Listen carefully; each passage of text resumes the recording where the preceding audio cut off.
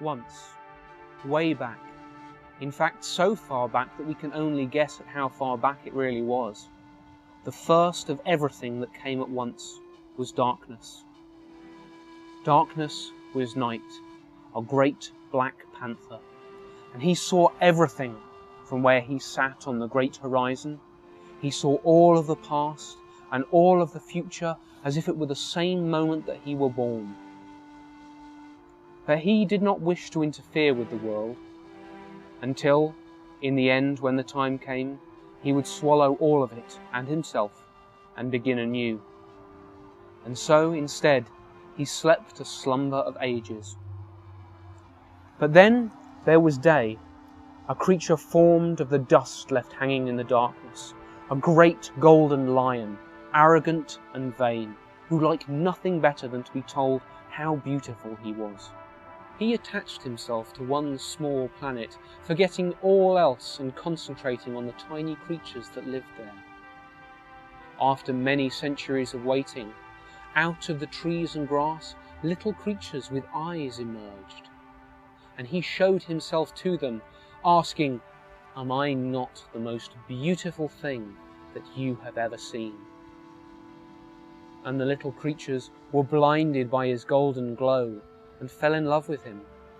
They couldn't see the arrogance and the vanity that lay behind the golden mane.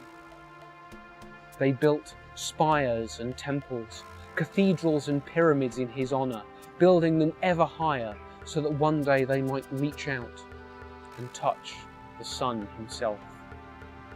The day roared with delight, shaking his golden head, and told himself that he was great indeed.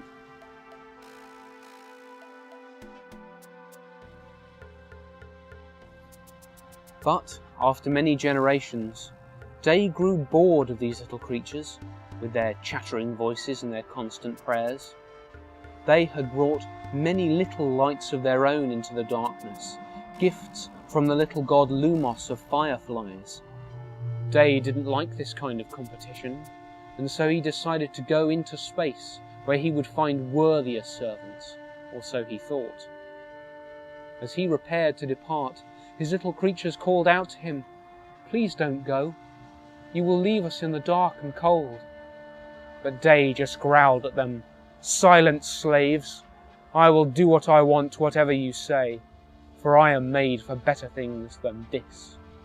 And he leapt from the place that he had made his home into the paths of space. As he began his journey, he realized that he would need to make some kind of trail if he were to ever find his way back.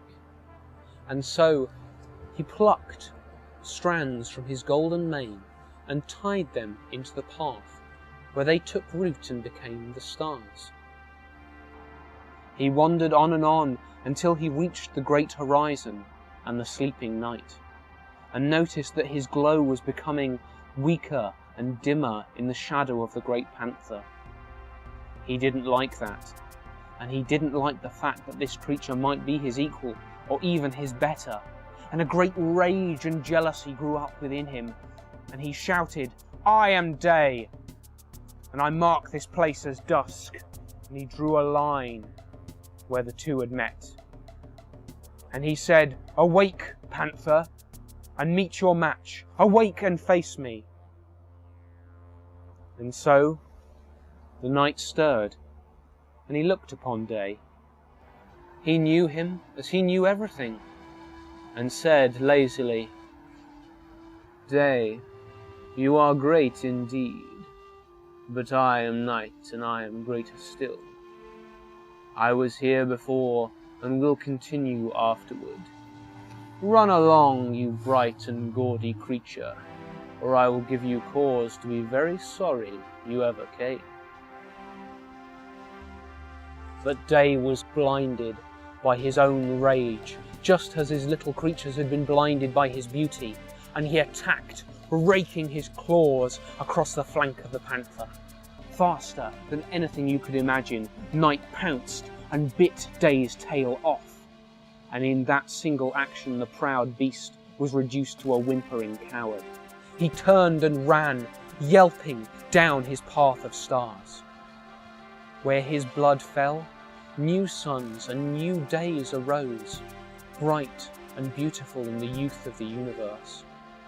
As more blood spilled, the golden glow was replaced by rusty red, and day grew dimmer and fainter. He returned to his own planet, where his little creatures had got on quite well without him. They welcomed only tentatively his return in this weak and diminished state. Well, day never left his planet again, and never troubled the slumber of night. And the moral of this story? Although you can't always be sure that the sun will rise, you can be sure that the night will eventually fall.